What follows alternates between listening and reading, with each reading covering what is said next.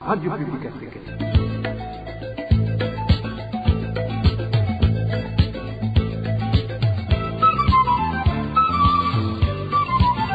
Radio Publique Africaine. Nous sommes samedi 1er mars 2025. Bienvenue à mes fidèles de la RPA à ce journal, dont voici les principaux titres. Les conférences des évêques de l'Église catholique des pays de l'Afrique centrale, réunis au sein de l'association ACAC, dénoncent des idéologies meurtrières véhiculées dans la sous-région. Affectés et blessés par les conflits qui endeuillent ces pays, ces évêques s'engagent à donner leur contribution à l'édifice de la paix. C'est devenu une habitude pour la population de Ngagara d'être réveillée chaque samedi par les Imbonerakure qui envahissent les quartiers de cette zone, scandant des chansons remplies de paroles de haine. Vous le suivrez dans ce journal. Dans ce journal, nous vous parlerons également d'une panne de courant électrique à l'hôpital de Kayanza qui a engendré la fermeture de la morgue à cause des dégâts qu'a subi la chambre froide. Voilà pour le sommaire. Bien le bonsoir mesdames et messieurs. Tout de suite, le développement. Ouvrons ce journal par la page sécurité des habitants de la colline Boulima, située en zone Muyinga. Nous sommes en commune et province Muyinga, s'inquiètent de l'insécurité qui prévaut dans cette localité durant les heures de la soirée. C'est après qu'un habitant de cette localité ait failli être assassiné à coups de machette par des individus non identifiés qui lui ont tendu une embuscade dans la nuit de mercredi courant.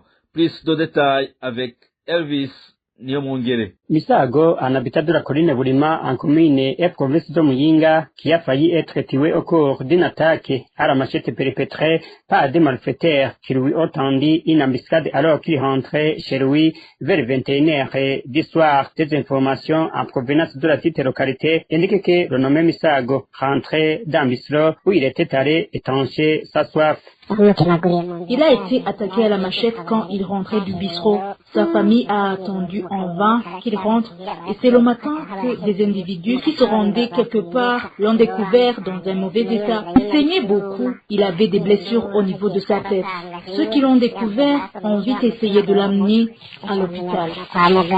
Actuellement, le nommé Misago est arrêté dans un hôpital situé en province de Muyinga. Des habitants de la colline Boulima disent qu'ils ne comprennent pas pourquoi Misago a été attaqué. Ils indiquent qu'ils soupçonnent que les auteurs de l'attaque seraient des Imbonerakure du fait qu'ils effectuent souvent des rondes nocturnes sous prétexte qu'ils sont en train d'assurer la sécurité. Ainsi, ces habitants demandent aux autorités administratives et sécuritaires d'assurer de plus en plus la sécurité. La rédaction de la RPA a essayé de contacter par téléphone l'administrateur de la commune Muyinga, Amédée Misago, pour recueillir sa réaction, mais en vain. Merci à toi Elvis Niomongere. Inquiétude au sein des habitants de la zone Ngagara, à l'origine des Imbonerakure en grand nombre, qui sillonnent chaque samedi les quartiers de cette zone en chantant des chansons qui terrorisent la population. Les habitants de cette zone demandent aux autorités locales de faire cesser ces actes qui sèment la panique au sein de la population. Le point avec Dani Claire Ilatkoumva. Ce samedi matin, les habitants de la zone Ngagara en mairie de Bujumbura se sont réveillés la peur au ventre et avec suspicion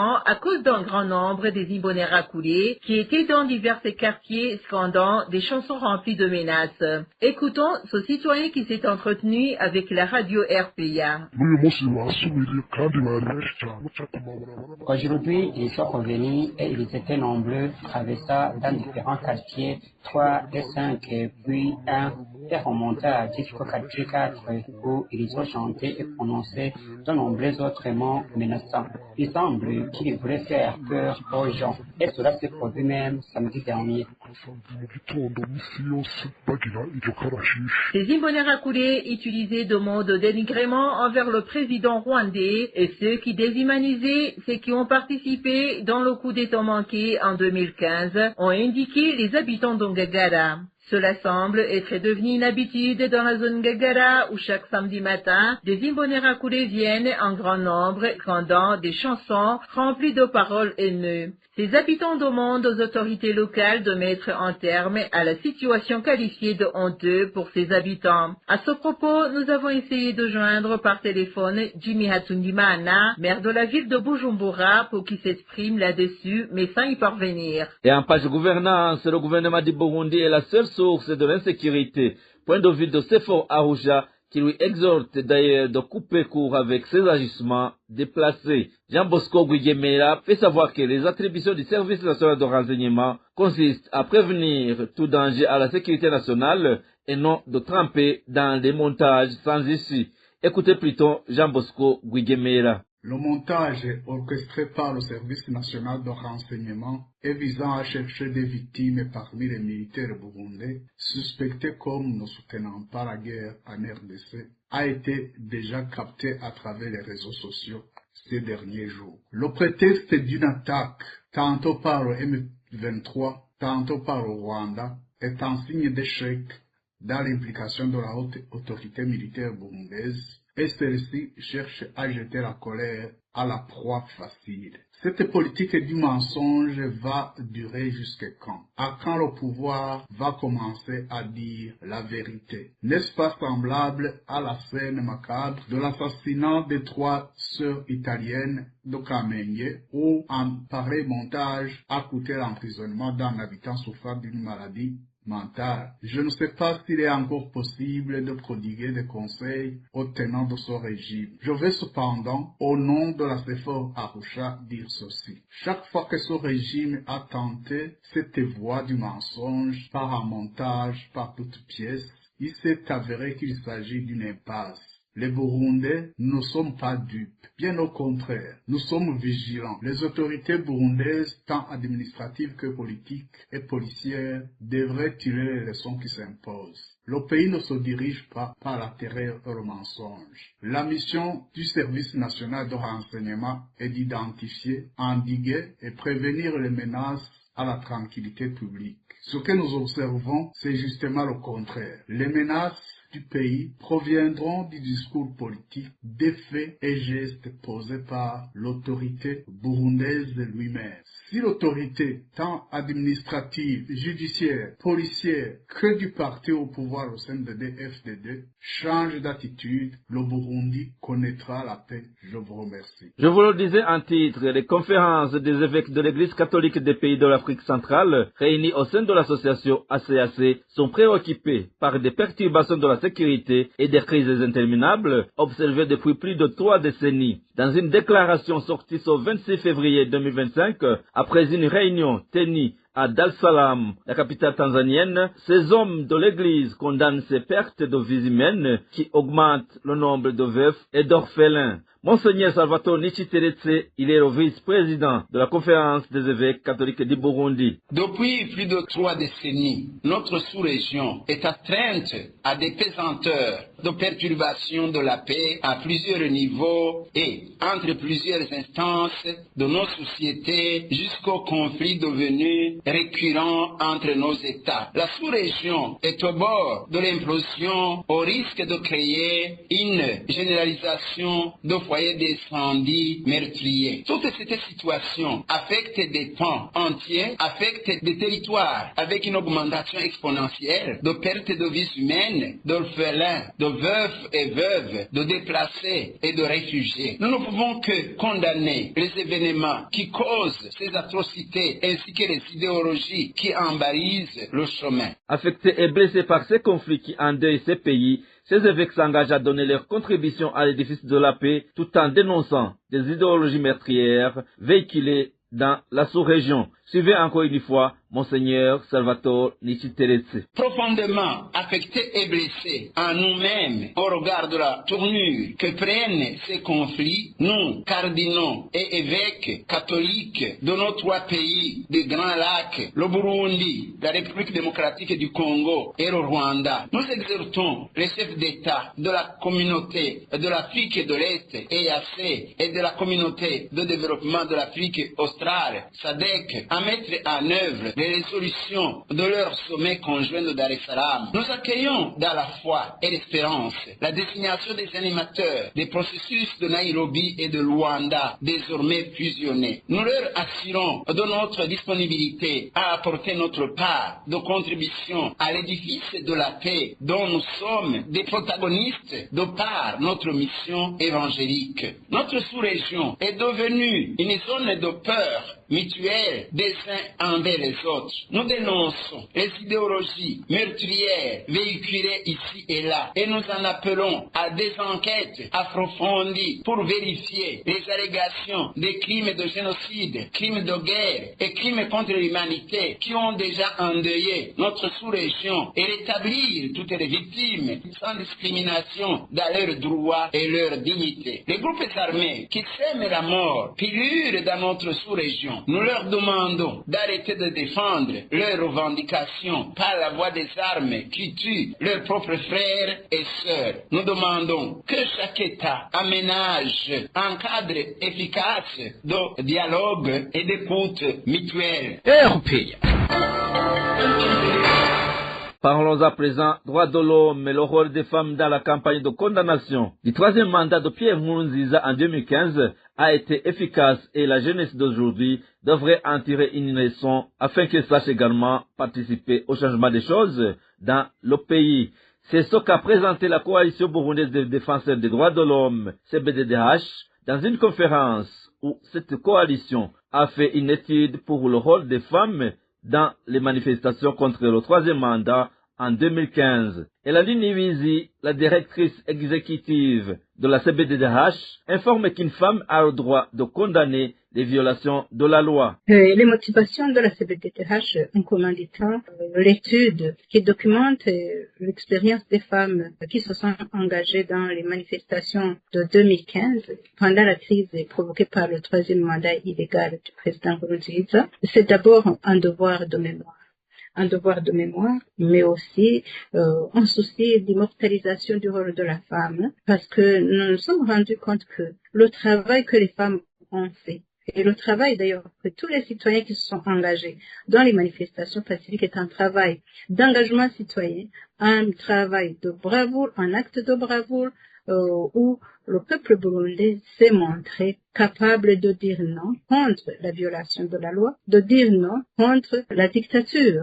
Et surtout pour les femmes, nous voudrions rendre visible, ajouter une voix à ceux qui se sont exprimés en faveur du travail qu'a réalisé ces femmes. C'est donc une volonté d'immortaliser ce travail, de rendre visible ce travail fait par les femmes, de contribuer à documenter et contribuer à inspirer la jeunesse qui aura besoin de savoir ce qui s'est passé en 2015. La participation des femmes dans les manifestations contre le troisième mandat a eu en effet d'éveil de conscience, a contribué à épanouir les jeunes, surtout les jeunes. La plupart n'avaient jamais vu des femmes manifester dans la rue comme nous l'avons vu, pour défendre une cause nationale, pour défendre une cause hautement politique. Et cela a inspiré les jeunes, surtout les jeunes filles. Et la plupart se sont éveillés. Il y a eu une certaine renaissance du sentiment patriotique des filles et des autres jeunes. L'insuffisance de fertilisants fourmis est causée par le manque de devises qui engendre la pénurie des matières premières qui doivent être importées à l'extérieur du Burundi. Cela a été déclaré par le ministre de l'Agriculture, Prosper Dodiko, au moment où il répondait aux questions orales des députés lors de la séance plénière tenue jeudi courant. Ce ministre est également revenu sur les lamentations des agriculteurs qui possèdent des récits de paiement des fertilisants qu'ils ont commandés mais dont ils n'ont jamais obtenu, en disant que le gouvernement est en train de mener des efforts pour trouver des solutions. Ifumbire naho dufise fomi ikora ifumbire nayo ikoresha ibiva hanze bimwe twita matière première. Même si l'usine Fomi fabrique ses engrais sur place, il ne faut pas oublier qu'il a besoin des devises pour acheter les matières premières en provenance de l'étranger. Et ces devises ne tombent pas du ciel. La question à se poser est alors la suivante. Qu'est-ce qu'on est en train de faire pour avoir ces devises? C'est la question que devrait se poser tout Burundais afin de voir comment renforcer tous les secteurs susceptibles de générer des devises. Donc, c'est une question qui ne concerne pas le seul secteur de l'agriculture et de l'élevage. Tout le monde doit s'y mettre pour engranger le maximum de devises et ainsi pouvoir produire ses engrais en grande quantité. Cela parce que la Fomidi ne ménageait aucun effort pour augmenter sa production, mais se heurte à ce problème de manque de devises. Et là, je vais en profiter pour répondre aux cultivateurs qui ont des reçus de paiement et qui ne comprennent pas pourquoi ils ne sont pas priorisés. et ils sont dans le vrai, mais il faut qu'ils sachent que aussi longtemps qu'il y aura une carence de produits, les grognes ne manqueront pas. Mais le gouvernement fait tout son possible pour augmenter les entrées en devises afin que les importations puissent être revues à la hausse.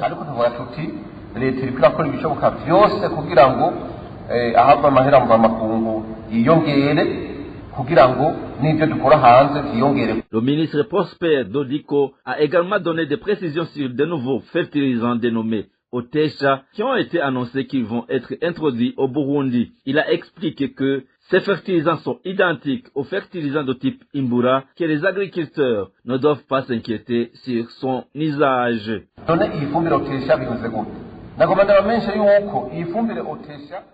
Alors c'est quoi au juste l'engrais Otesha? Ce que je peux vous dire, c'est que Otesha et Imbura sont un même engrais et les deux sont produits par l'usine Fomi. La seule différence réside dans l'appellation. Au Burundi, ils ont donné le nom d'Imbura et en Tanzanie, ils ont appelé cet engrais Otesha. Mais en réalité, ces deux engrais sont identiques de par leur teneur et leur formule, car il s'est avéré que chambouler la formule ne servirait finalement à rien et ne serait que du gaspillage de temps et d'argent, vu que l'engrais Imbura a déjà fait ses preuves. Ça, je peux vous le certifier, et preuve à l'appui. Sinon, vous pouvez aller vérifier cela auprès des laboratoires. J'en profite d'ailleurs pour tranquilliser les cultivateurs qui ont acheté l'engrais Otesha, à moins que les producteurs deviennent malhonnêtes et changent leur formule. Sinon, jusqu'à présent, ça a la même teneur en éléments nutritifs que Imbura. Néanmoins, on doit garder un œil sur les producteurs pour qu'ils ne modifient rien, car cela pourrait occasionner beaucoup de pertes. Néanmoins, la quantité de cet engrais dit Otesha est très insuffisante, et ça, j'en suis conscient.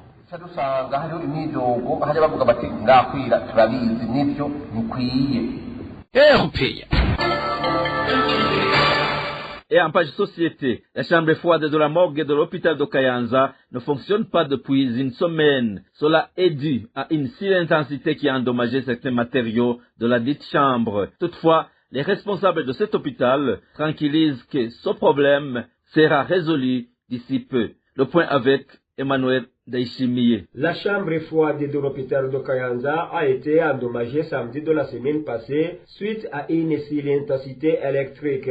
Selon nos sources à Kayanza, les familles qui avaient des corps de l'air dans cette morgue ont été obligées de les déplacer vers d'autres hôpitaux tels que l'hôpital de Musema en province Kayanza et l'hôpital autonome d'Ongozi à l'aide de l'ambulance de l'hôpital de Kayanza à condition que ces familles payent elles-mêmes le carburant. Les familles qui n'ont pas de moyens ont dû passer à l'enterrement de l'air immédiatement. Certains responsables de l'hôpital de Kayanza tranquillisent la population que ce problème sera résolu d'ici peu et qu'un projet de construction des nouveaux morgues est en préparation pour pallier au fait que l'actuelle morgue est de temps en temps débordée. Merci à toi, Emmanuel Daishimiye. Indignation chez les Burundais qui font des voyages vers les pays de la région de l'Afrique de l'Est.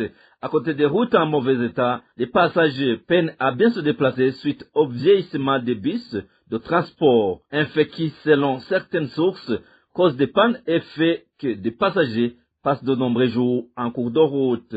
Les détails avec Digne Karondo. Le voyage de Bujumbura vers d'autres pays de la sous-région est assimilé au chemin de la croix. Tels sont les propos des passagers qui empruntent cet itinéraire. Le cas le plus récent des voyageurs qui ont vécu ce calvaire est celui des personnes qui avaient pris l'un des bus faisant le trajet Bujumbura-Kampala. Ils ont fait le départ dimanche dernier, mais jusqu'à ce vendredi matin, ils n'étaient pas encore arrivés à destination. Ils ont totalisé 5 jours en cours de route suite à une panne du véhicule, raconte notre source. En fait, on a quitté l'Ouganda mardi, on est arrivé à Bujumbura samedi. Et l'agence en question fait partie des meilleures, car les autres font le même trajet en une semaine, voire plus.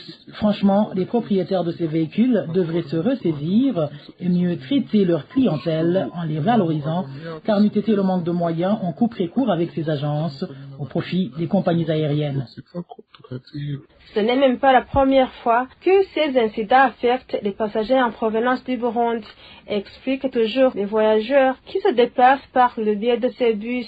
On est resté là toute la nuit et la journée d'après et on a passé une deuxième nuitée sur place. Comme nous étions à court d'argent, on leur a alors demandé de nous avancer un peu d'argent pour pouvoir au moins nous restaurer. mais ils nous ont rétorqué qu'ils n'avaient eux aussi pas d'argent et qu'ils étaient eux aussi dans la même galère que nous. Concernant ces difficultés que rencontrent les voyageurs, la rédaction de la RPA, nous n'avons pas pu joindre la ministre Marie-Chantal Nijimbere ayant le transport dans ses attributions pour recueillir sa réaction. Merci Digne Karondo. Et voilà, chers auditeurs, c'est par ici que nous clôturons le journal en français de ce samedi 1er mars 2025. Merci pour votre aimable écoute. Merci également aux équipes rédactionnelles et techniques pour leur franche et parfaite collaboration à la présentation de ce journal. Vous étiez avec Clovis Nyonzima. Au revoir.